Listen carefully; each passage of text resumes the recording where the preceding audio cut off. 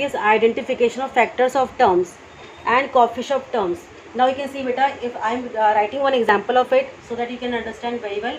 I am writing one question there for you. This is the expression. This is the expression. Okay. Now in this expression we have three terms. One first term, second term and third term. You have to write all the factors of each and every term. So you can see there are three terms. So we have to write factors of each term. So I am writing here factors of 3x cube, that is the first term.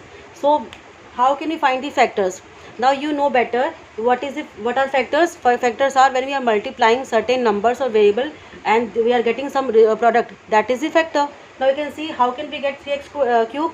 So we have multiply 3, then we have to multiply by x and x. I have written 3 times of x. You can see because I have x cube. It means we have to multiply x by 3 times. X multiply x. So they are these are the factors of 3x cube. That is the factor of first term. Now we are taking next term, that is you can see on the screen 4y.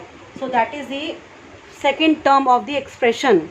So we have to find factors of this term also. Now you can see how can we find 4y? By multiplying 4 and y. You have to write commas between them. So you can see the factors of 4y is 4 and y. Now last factor, you can see the last term is minus 6. How can we get minus 6 here?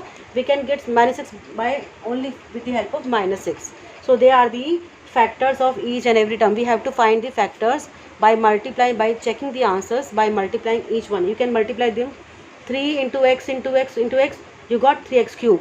When you are multiplying 4 into y, you got 4y. When you are multiplying, obviously 6x is there. So minus 6 is there, you get minus 6 as well.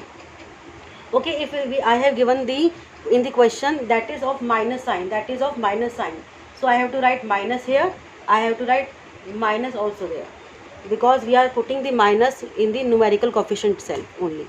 Okay, so that is the concept of factors. When we are multiplying these factors together, we find the same term.